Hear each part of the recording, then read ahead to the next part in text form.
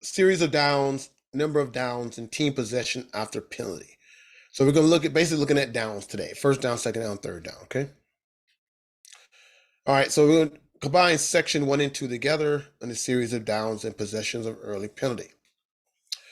So in Rule 1, 1, 2, in the beginning of Rule 1, it says the team in possession has a series of 4 downs, numbered 1, 2, 3, 4, to advance the ball to the line of gain. This is elementary, basically football.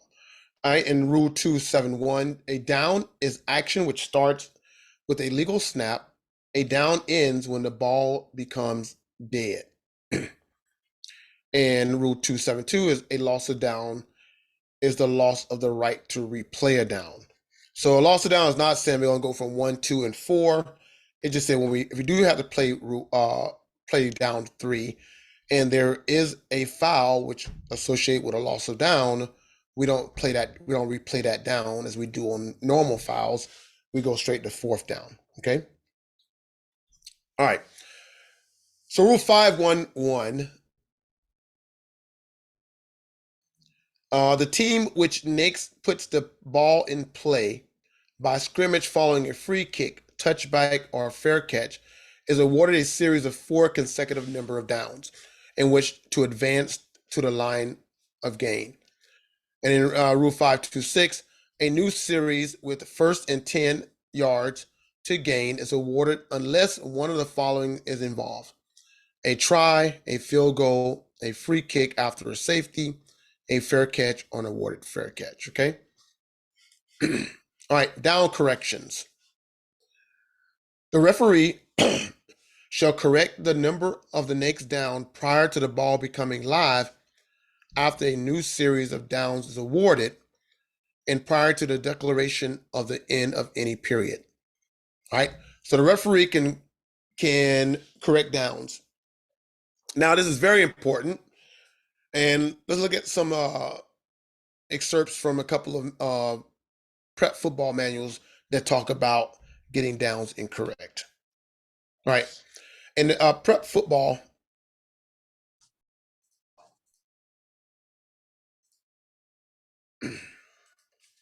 in prep football 2019, losing track is a real downer.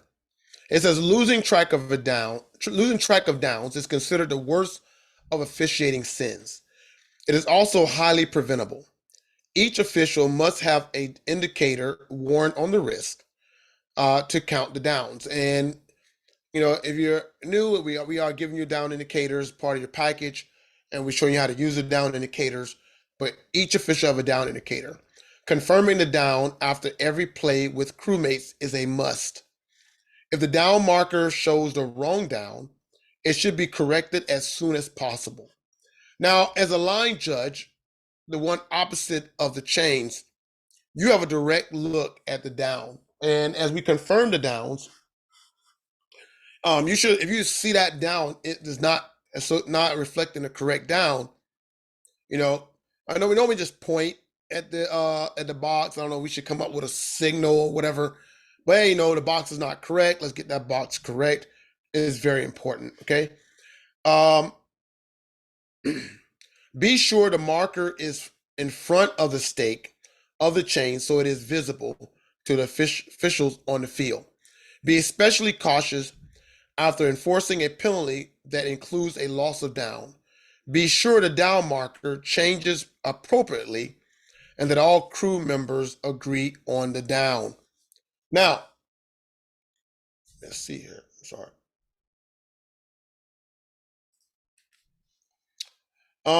In snaps, laps, or pre-laps in prep football 2020,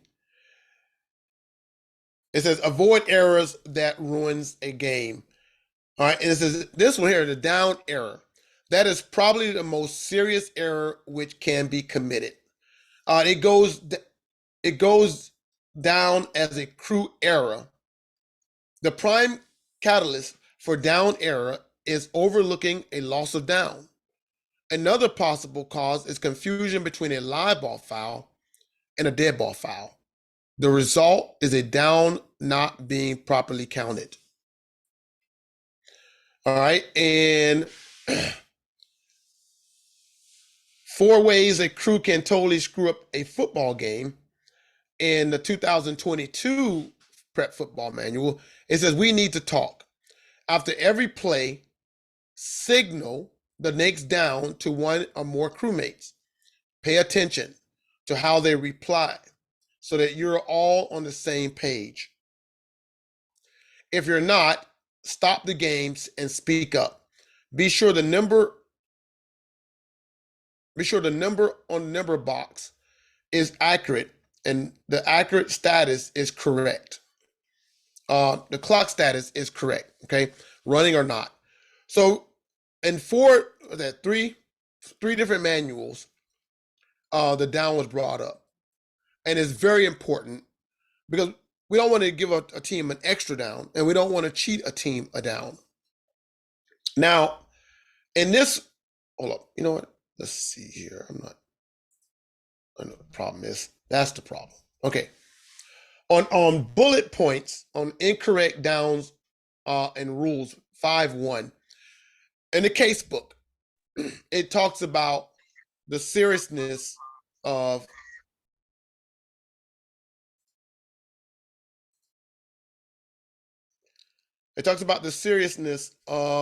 getting downs incorrect. So let's look at some of the bullet points of what will happen if we don't get the down correct.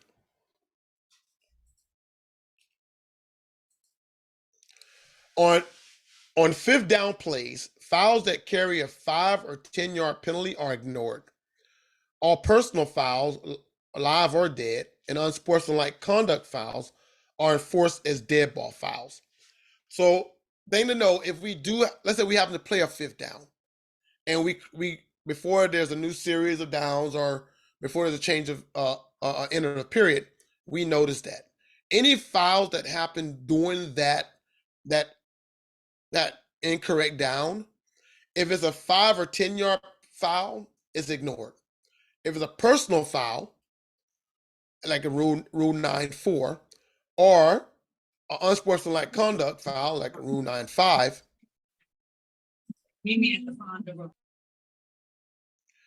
or unsportsmanlike conduct in like rule 9.8, we enforce those as dead ball fouls, right? Even though we might have a incorrect down, we still enforce those fouls.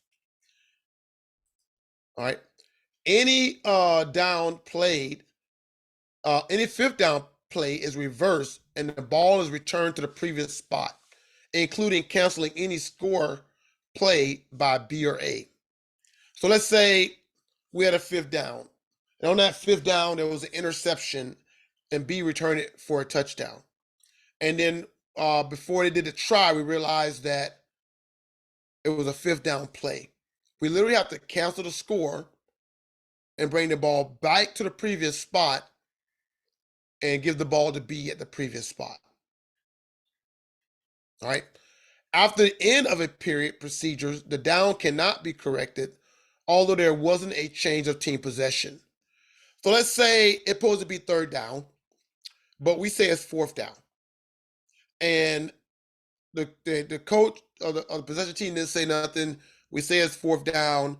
The referee looks and makes sure he holds the ball up, say the end of the period, and then we switch reverse sides of the field.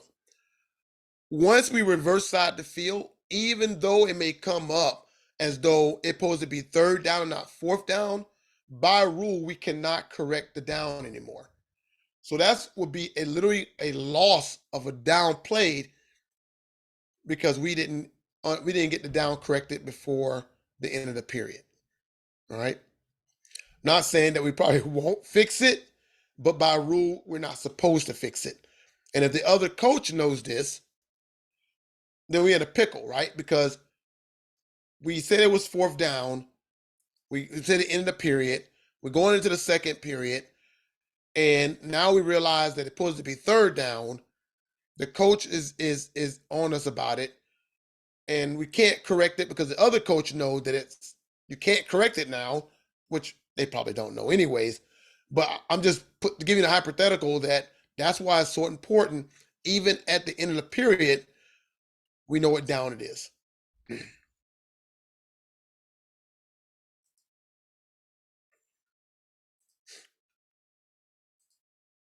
Right? And the last point, line of gain cannot be corrected once the ball is legally snapped. And we'll go over that here in a little bit. But even the line of gain, if it's, the line of gain is not correctly positioned, once the ball is snapped, it has to remain where it's at. Right? This is why it's so important that we slow down, we communicate with one another before we make moves, because our moves count. All right. So in the game officials manual, page 45, it says that the head linesman echo the signal verbally and with proper hand signal. Now, I know if y'all work with me, you'll hear me always being verbal with downs. And I know a lot of y'all nod to me or y'all say, yeah, okay.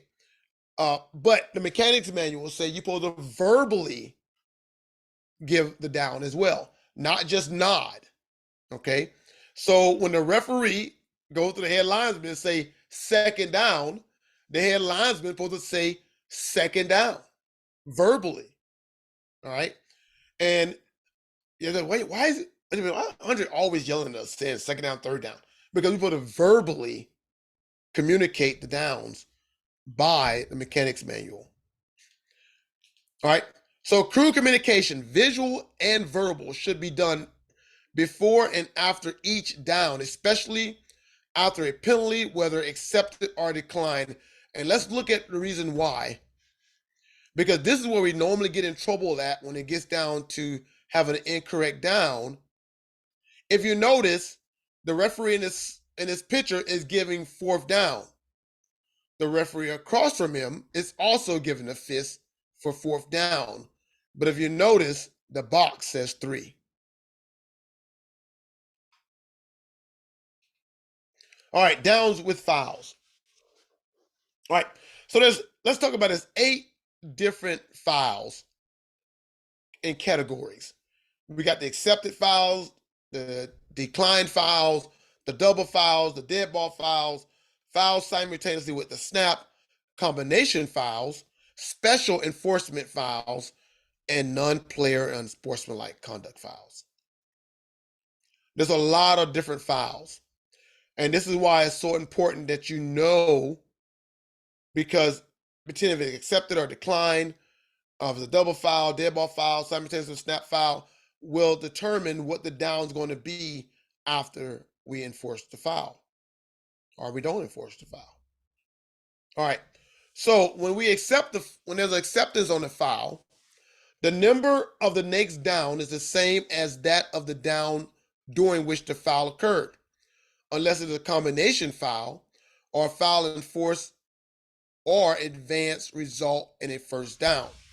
So, in other words, if it's third down and we enforce the foul, it could be a replay of third down, or it can be a first down if the foul takes team A beyond the line of gain. All right. Or if there's a loss of down foul by A on fourth down and it gives B the ball. Right. So typically, accepted foul, we're going to replay the down. Right. So it's very important. We have a holding, 10-yard penalty, replay second down.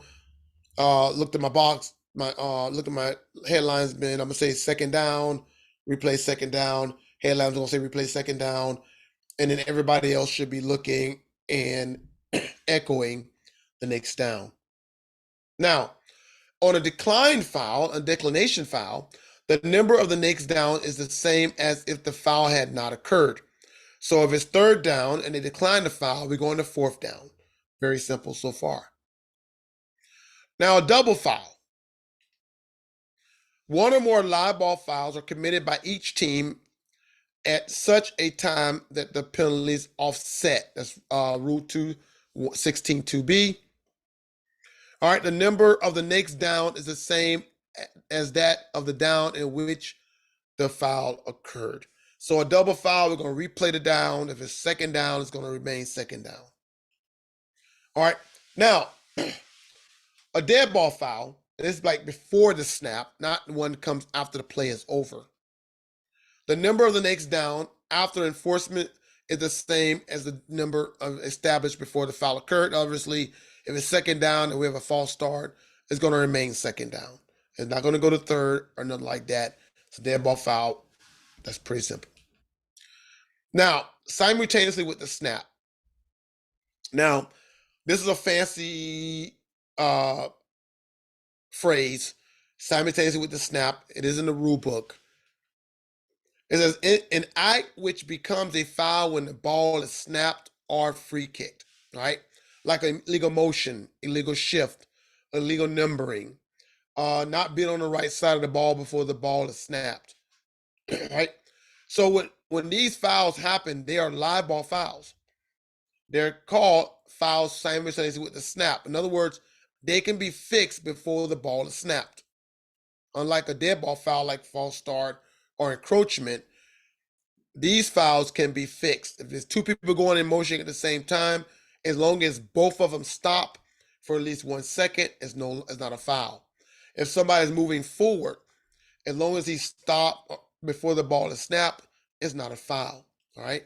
So if you got two numbers in the game, that two players in the game on the same team on the field with the same numbers, if one of them get out before the ball is snapped, it's not a foul.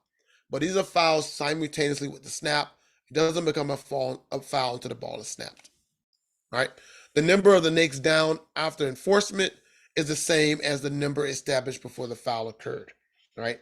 So we're going to it's a previous spot foul. We replay the down. If it's third down, it'd be third down. All right. So combination fouls are the tricky ones here. All right.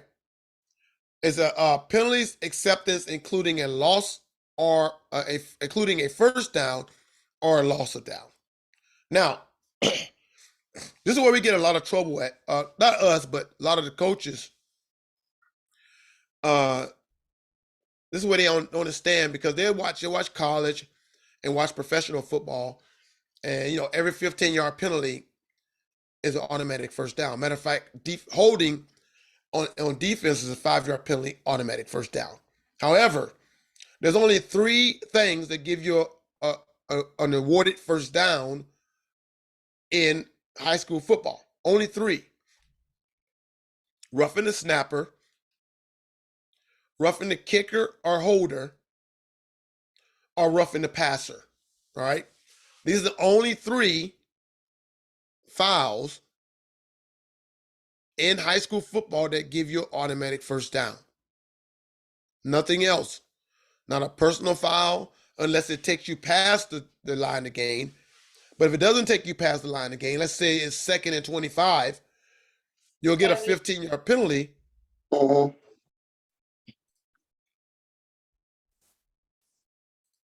But it will not it will not give you an automatic first down.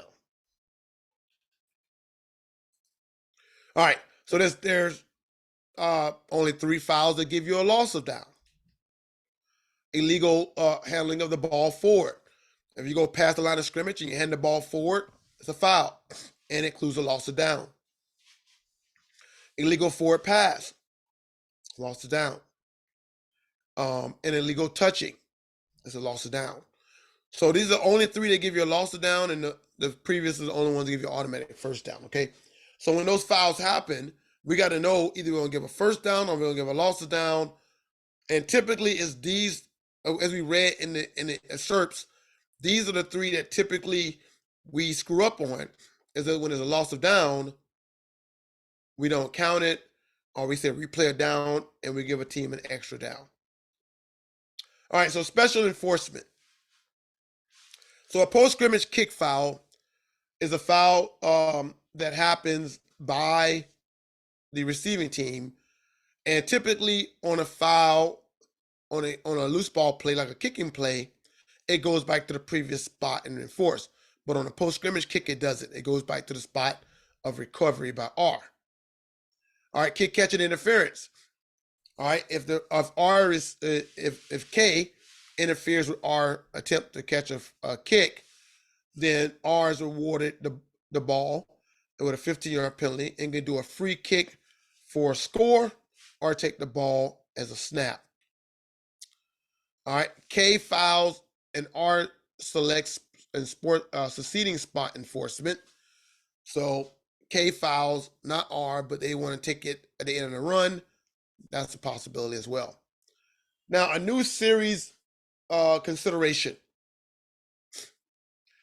After a first, second, and third down, a new series of downs shall be awarded only after considering the effects of any acts during the down other than non-player or unsportsmanlike conduct fouls by A and a dead ball foul or any dead ball foul by B.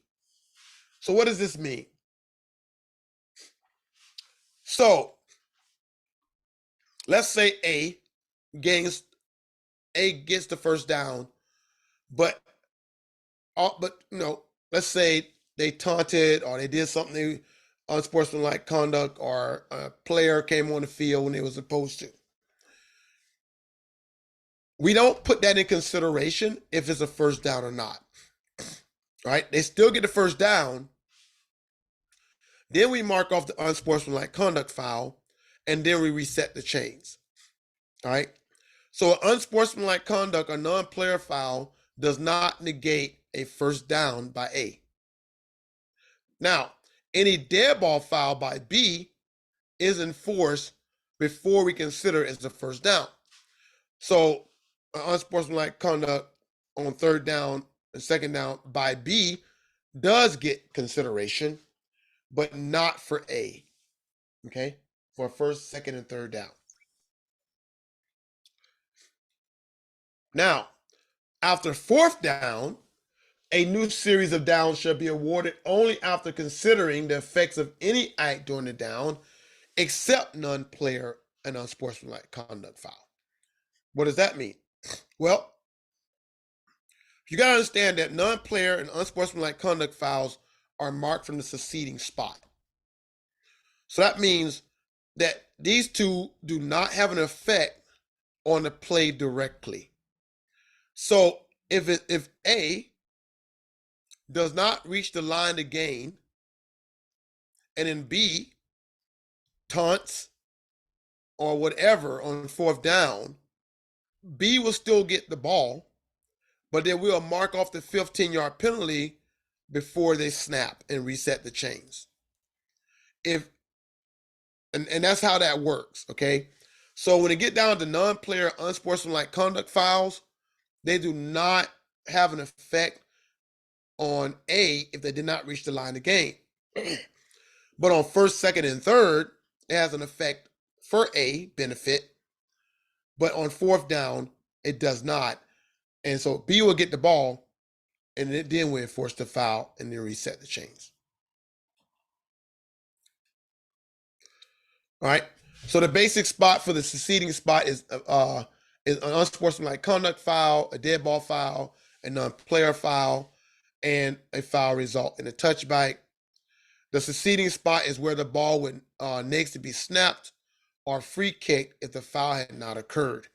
So we tend like what was going to happen if they didn't do unsportsmanlike conduct foul? Would it have been a change of possession? Yes. Okay, so the change of possession will happen. Now we mark off the foul, right?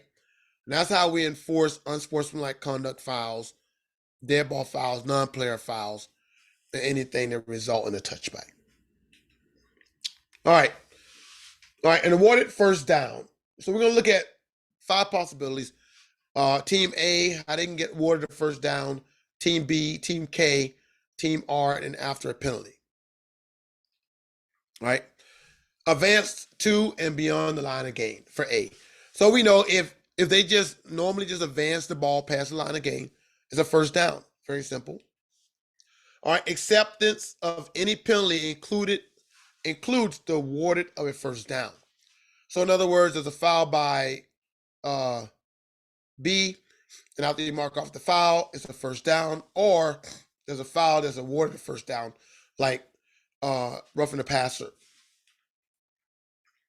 The acceptance or decline penalty leaves A at or beyond the line of gain.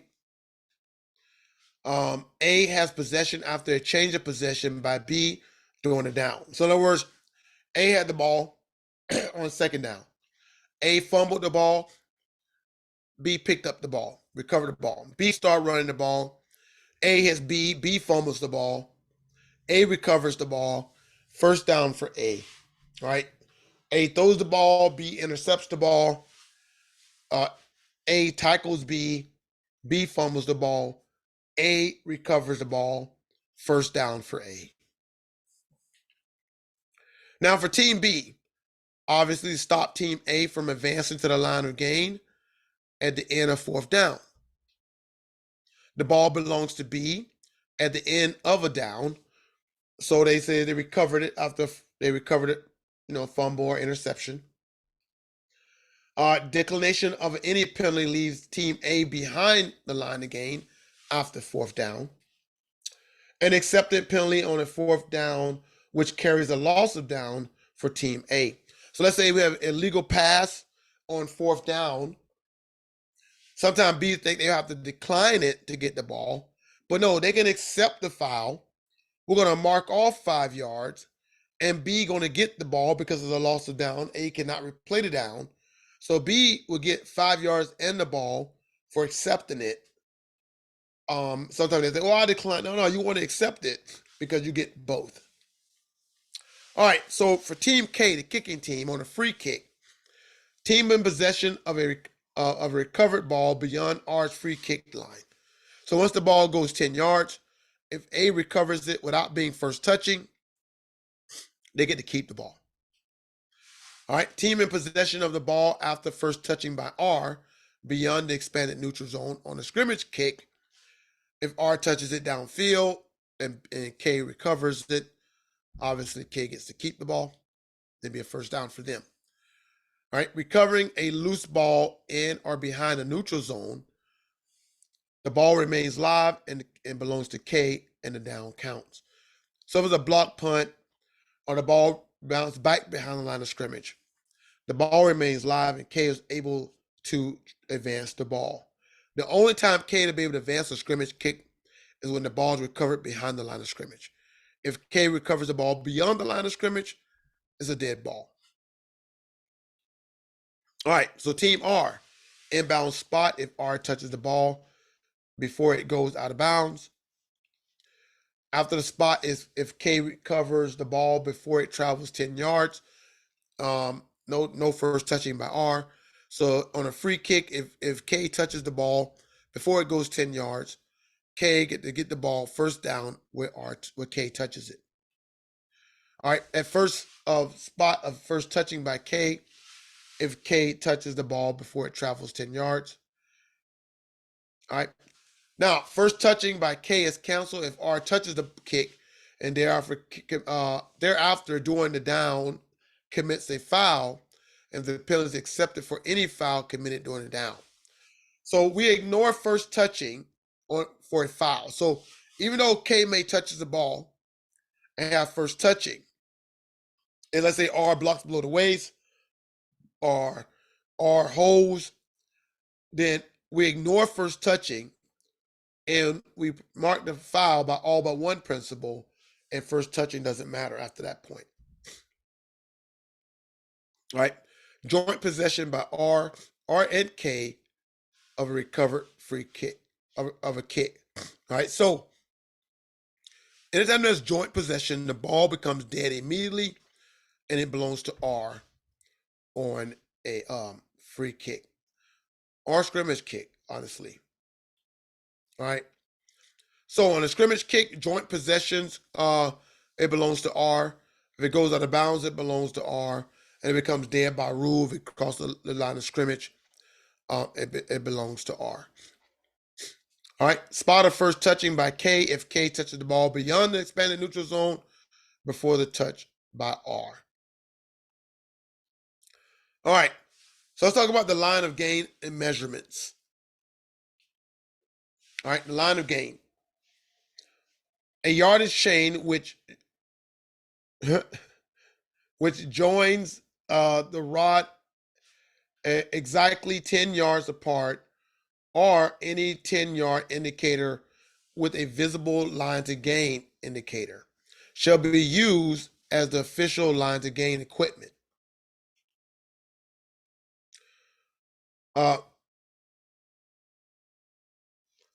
10 yards in advance of the ball foremost point when the line of gain, when a new series of downs is awarded. All right. When a direction of an offense change, the foremost point of the ball becomes the rear point where the ball becomes dead. A fourth down incomplete forward pass, a safety or touchback. It does not include a fourth down incomplete forward pass, a safety or a touchback, because we're talking about the fourth down incomplete forward pass. But obviously, if it's a safety, it's going to go to the 20-yard line and kick. If it's touchback, it goes to 20-yard line. All right. A foul includes a non-player or unsportsmanlike conduct committed prior to the ready for play shall be administered before the line of gain is established. So, let's say A got a first down and A taunted or A cursed out someone and we threw an unsportsmanlike conduct foul. Before we set the line of gain, we have to mark off the 15-yard penalty first and then set the line of gain. But this is what I was talking about in the beginning when we said that if the ball is snapped, we can't fix the line of gain. So let's say we set the chains and there was an unsportsmanlike conduct foul by A, and then we marked off the 15-yard penalty, but we did not reset the chains as though we're supposed to before they're ready for play. However, if no one corrects it, once we snap the ball, we can no longer correct the chains, even though the chains should have been reset with the foul. If we snap the ball, we can't reset the chains. All right. A safety or touchback, the foremost point of the ball is placed on the 20-yard line. All right. The line of gain then remains fixed until the series ends and a new line to gain is established.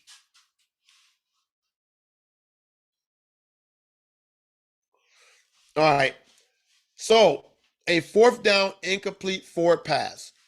The ball is placed at the previous spot so that the rear point becomes the foremost point. So what are we talking about this? Because this is something very important. So I got a video. I'm gonna try to fix this.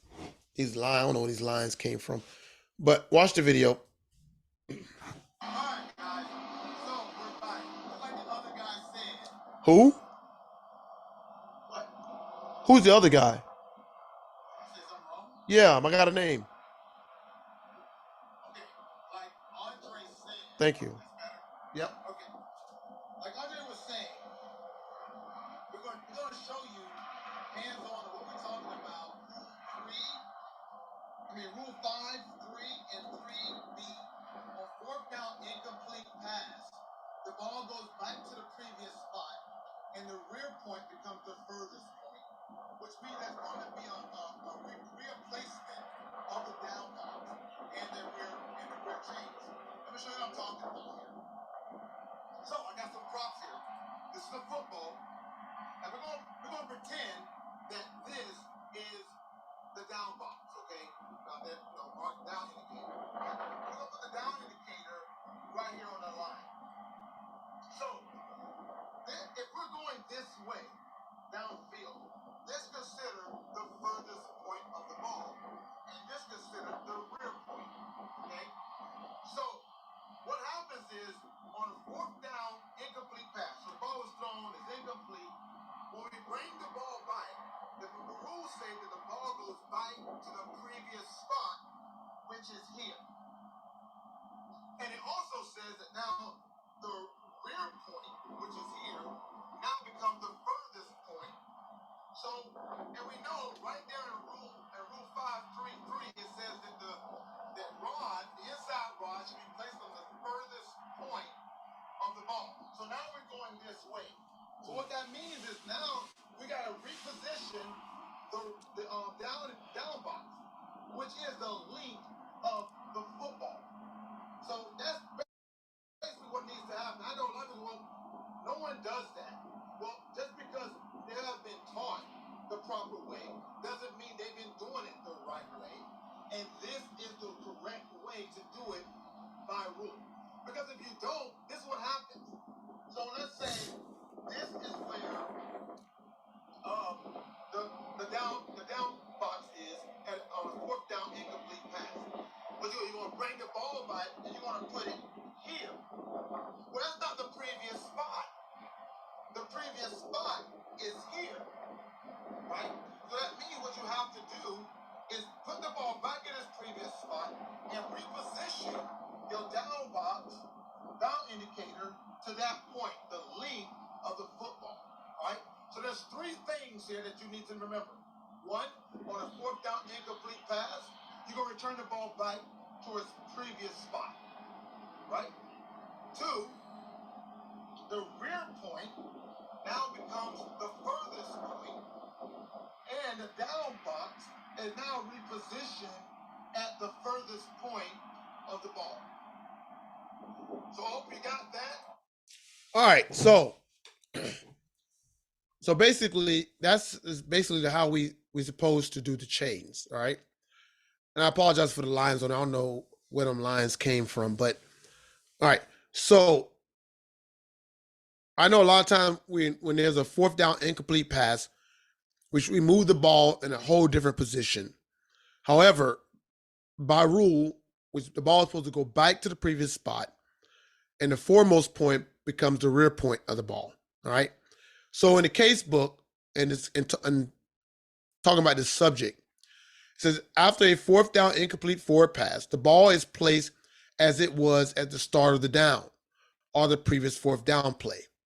Unless the fourth down play resulted in a touchback or a safety, or A reaches the line of gain, B will gain approximately 11 and a half inches length of the football in field position, and the ball in the down box will be moved, will have to be moved. Uh, Many game officials seem to find it convenient merely reset the line of gain chains following an incomplete fourth down pass by using the previous line of scrimmage, the down marker, as the position for the rear rod when the direction is changed. This procedure is incorrect. All right. So now you know the ball goes back to the same position and the chains move, not the ball.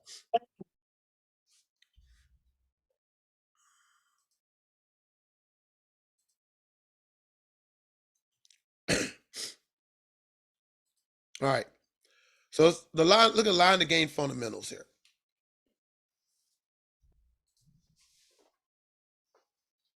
All right. Find the names of the find out the names of the chain crew. Then call them by name when you communicate with them. Conversations between the linesman and chain crew during a down in the game can build a relationship that may prove helpful later. And you know, I don't even though I'm doing youth games, you know, I stopped saying box and chains. I don't care how many times they change out the crew. I'm always finding their names and I'm calling them by their names. Right? It helps build that rapport. It helps them to know, hey, look, don't move unless I call your name. So there's four things you want to discuss with your chain crew, the four S's, and when you work in the chains. One is space. Let them know that we need to be off the line. Out for some reason, we love to put the chains on the out of bounds line, on the boundary line, which it should never be there. But some reason we always like to put the chains there. They shouldn't be there. They should be backed up somewhere. So they should be backed up. Why? For safety, right? If it's they see someone coming their way, drop the chains, get out the way, don't get caught with a deer in the headlights and get hit and hurt yourself. So we always want to talk to them about safety. Signal. All right. 2-1. Don't move until I signal you. All right. What I tell my box is don't change the down until you get to your next location. And then I will say to you, I will say third down. You will repeat it to me, and then you'll change it. All right. That's what I tell my box operator. All right. Don't move until I call you. When I call you, you're going to spot it. I'm going to say third down. You're going to repeat third down, and then you're going to change it. And spot, right? We're going to spot you on my downfield foot, and so on and so forth. And that's how we move. Now, let's go over here.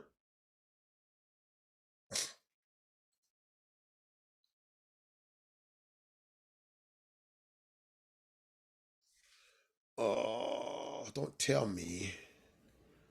I did not hear share sound. So y'all probably didn't hear me talk at all in that last one. One moment. Dang it.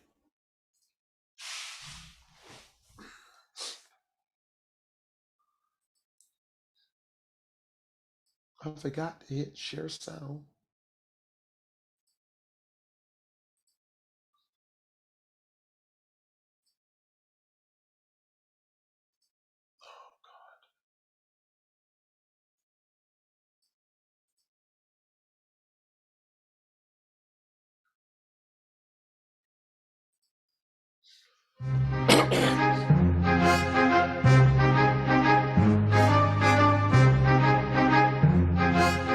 Gentlemen, good evening. My name is Skip Hauser. I'm going to be the head linesman. Your name is? Russ. Russ, nice to meet you. Joe. And Joe? Guy. Guy? Sam. And Sam, nice to meet all you gentlemen. All right, you're going to be our chain crew tonight. You are an integral part of our officiating crew. So you need to display good sportsmanship and respect at all times on the sidelines. We're going to go over a couple very important things today. One is that we're going to go over some equipment. First and foremost, your safety and the safety of the players. If anybody comes near the sidelines, looks like they're going to run into you, drop your equipment, get out of the way. Protect yourselves. Don't stand there. Don't let players get hit. We're going to be on a sideline here that's got a restricted area. We're going to make sure that when we come back and set those chains off the sideline, 2 yards back, you've got room to work. If you don't have room, if you feel players, coaches that are encroaching on you, let me know so we can get you some room. All right? Now, as we start this game, I'm going to ask you not to use your cell phones. Don't take those out. Don't use them. If you have an emergency you think you're going to have to do, wait till we get a break at halftime. At halftime, make sure you come back in plenty of time. Don't cut it too close. All right, gentlemen? We're going to have a lot of fun tonight, and we're going to go over some specifics for you as to what you're going to do over here on the sidelines. All right. Any questions? Nope. All right, let's have a lot of fun tonight. Gentlemen, we're going to now go over our equipment. What I'm going to do first is we're going to check, make sure we have 10 yards in a chain. So what I'd like you to do.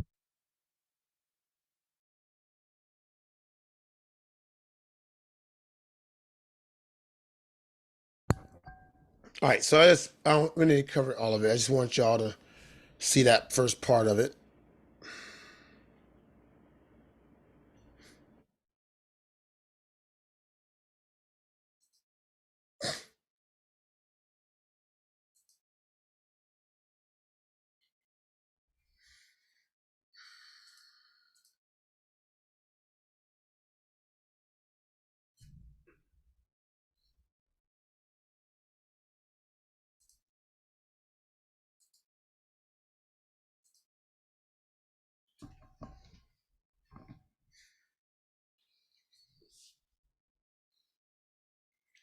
All right, let me see if I can take control.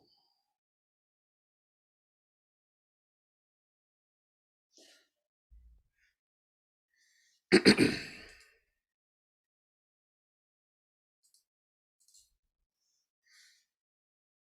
righty. I'm having technical difficulties here. Here we go.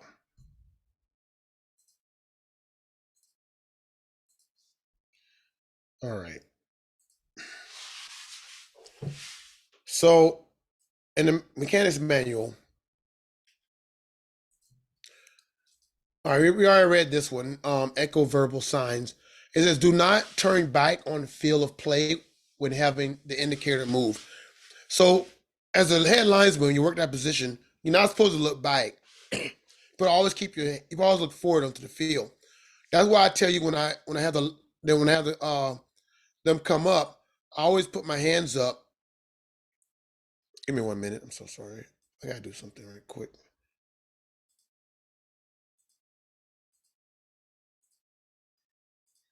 I keep forgetting it. Share sound. All right. So you don't look back. So I always say second down and have them say second down behind me. All right. Authorized down indicator operator to move only after the referee signals. When necessary to move the line of the game indicators. Again, move out the way. Somebody coming your way does not get hit. And it's spot foremost point the ball with the downfield foot or beanbag, and have down markers. The down marker mark the spot, and have the line of game crew set the two indicators, and we'll talk about the two indicators. Talking about the clip and everything. All right. So if you see right here, I was saying before, this is way too close to the field. All right. But this is how we normally ref games for some reason. We like to have the chains right there on the line, but that's not what it should be. It is way too close. Right here is like, why? Why would you have the chains on the line? Again, way too close. So the official line of gain and down indicator should be operated approximately 2 yards outside the sideline. And here go Andre again. Audience, how y'all doing? All right, so just like we're talking about in the class, I want to show you how we want to see you guys work the chains and how to place them on the field. All right, so you don't want to worry about going the total 2 yards. What you want to do? You want to see you want to put your feet on the sideline and then mark back here, and then have your box and your chain marked this far off the sideline. So what it's going to do is going to give you space and also provide safety not only for you, but also your volunteers who work in the chains. That way, when the player's coming this way or the play coming this way, they have more time to react, to get out the way, and you do, so you're not getting ran over. Point two I want to talk about is that as a good practice, what I normally do, if we're going this way, I'll tell my box and my chains that I'm going to mark with this foot when we're going this way, and when we're going this way, I'm going to mark with this foot. Okay, that's great. That's a great advice there. All right. So when you're doing the chains and at a youth game, I'm not saying you got to go 2 yards back, but keep them at least 1.5 yards off the line. Right? They should not be touching the sideline when the chains are set up. So I just use my feet and I set back my feet back. That's where I tell my chains to be at. All right, so 5-3-2.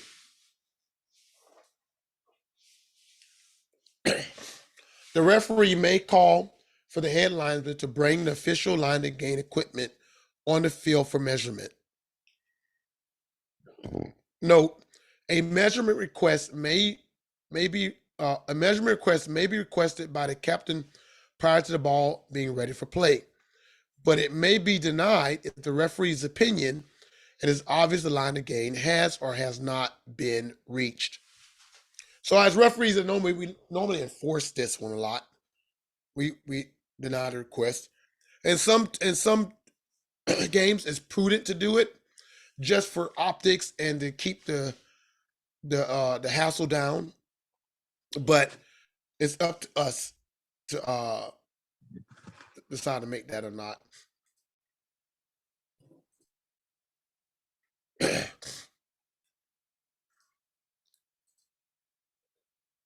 All right, let's see. So here go. I don't know if y'all seen this one yet.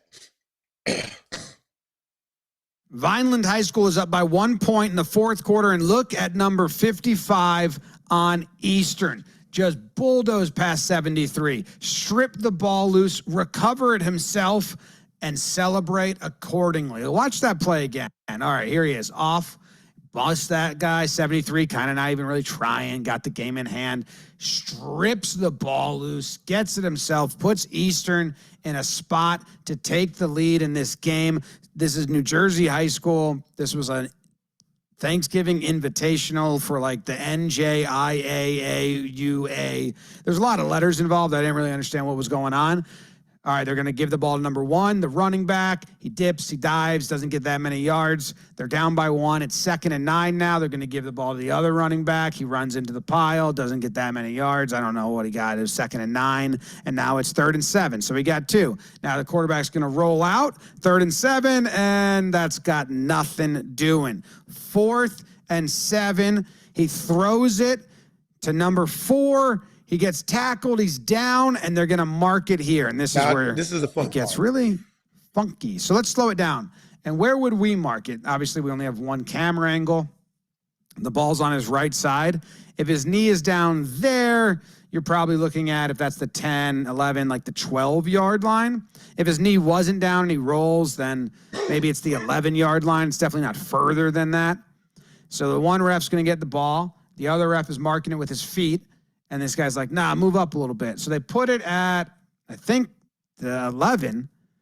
And everyone's saying, no, it's first down. No, it's not a first down. Now, the ref in the white hat, he says, everybody get out of here. I need some time alone with this situation. Yeah, they put it at the 11. I think it wasn't even that far. And that looks like it might be a first down. Nice New Jersey Devils sweatpants by this guy. So watch this. It's pretty wild. They're like, all right, let's stretch the chains. So the guy with the chain, he's like, stretches him as far as he can. And, okay, that's going to be short by a little bit. And look at the ref. He grabs it. So first he grabs it, moves it closer. The chain's not even taut now. Then he grabs the ball and inches it. And he's like, yep, first down. Now, the best part is the other team. All right. So, I mean, perception-wise, it looked like the referee had that first down. If you watch the rest of it, he said something to the defense, tap him on the hand. I don't know what he said to him, but whatever. So it says in Position Powers Working the Wings book, it says one area in which football crew can shine involves the measurements. A well-handed measurement ensures that a team is properly rewarded for a good offense or defense effort. All right, so let's go back over here.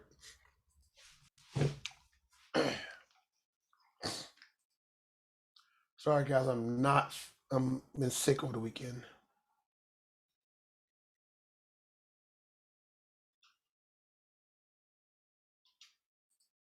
Russ, just come down there. Joe, I'd like you to come this way.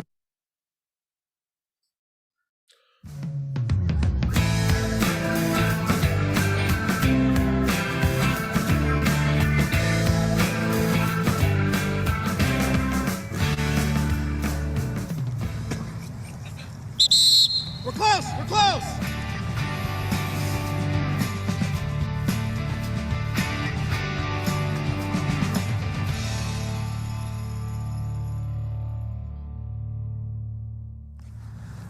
Yeah, we're sure. Let's bring it in.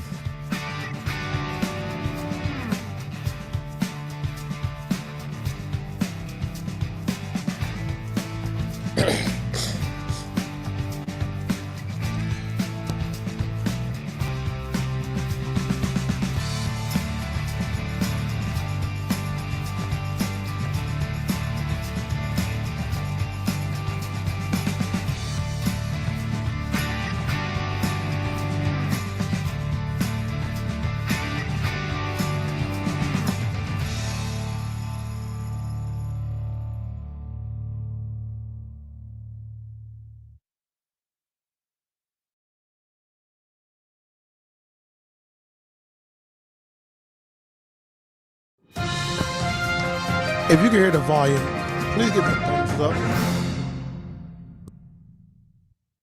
We're short.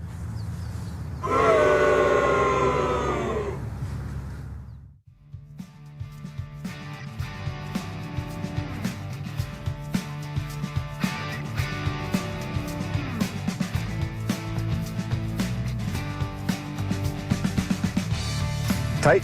Ready?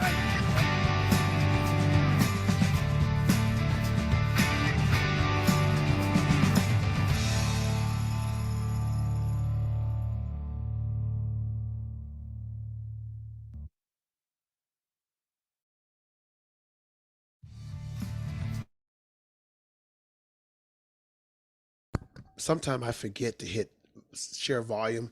So if you can't hear the volume, just give me a thumbs down so I know to add the volume. Sometimes I forget to add it.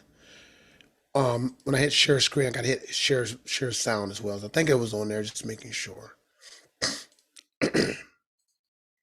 All right, let's get this over with. All right.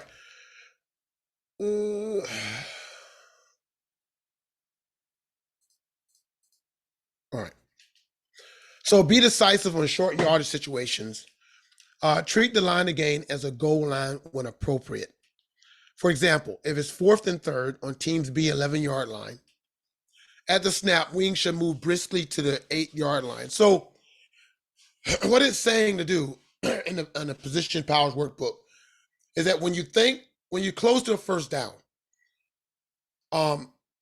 there's nothing wrong with moving to the line to gain after the ball is snapped and officiating from there.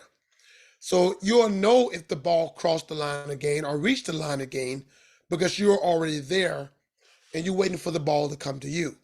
If it doesn't reach it, you just go back and you spot the ball in the right spot. If the runner is stopped short, work back to the ball. If he moves beyond the line of gain, officiate the play as normal. If he stopped near the line of gain, bust in to the ball as far as you can. If you're the primary on the spot, ask for the football and place it on the ground at your downfield foot. All officials must be aware when the ball becomes dead near the line to gain, tossing the ball to the umpire and then asking it to return to a wing for a measurement looks uncoordinated and creates doubt that the ball will be put back exactly where it becomes dead. So in other words, if it's short and you think it's short and you got the spot, ask for the ball. Don't give it to the umpire. You ask for the ball and you spot it. There's got to be right now. We want to make sure if it's going to be a first or not, if we're going to have to bring the chains in or not. All right. A ball touching the goal line plane when it becomes dead in the end zone, even though it's moving away from the near end line, has its furthermost point in the field of play. All right. So basically it's saying that a ball if it's going out and has not crossed the line, if the ball completely has not come out the end zone, it is dead. I mean, it's still in the end zone, even though it didn't come out of the end zone. I think it's one more video, but I'm going to skip that video. It's just me talking again, unless y'all want to see it. But nah, I'm going to skip it. And that is